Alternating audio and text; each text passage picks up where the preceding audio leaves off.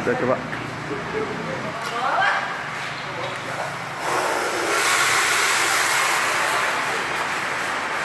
Alhamdulillah kita punya tenaga karyawan yang punya pengalaman cucian mobil bertahun-tahun.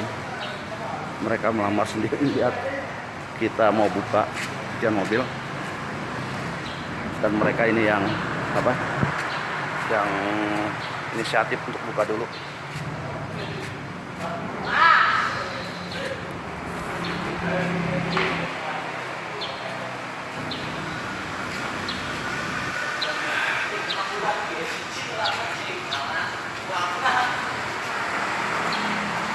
Jadi mohon doa teman-teman sekalian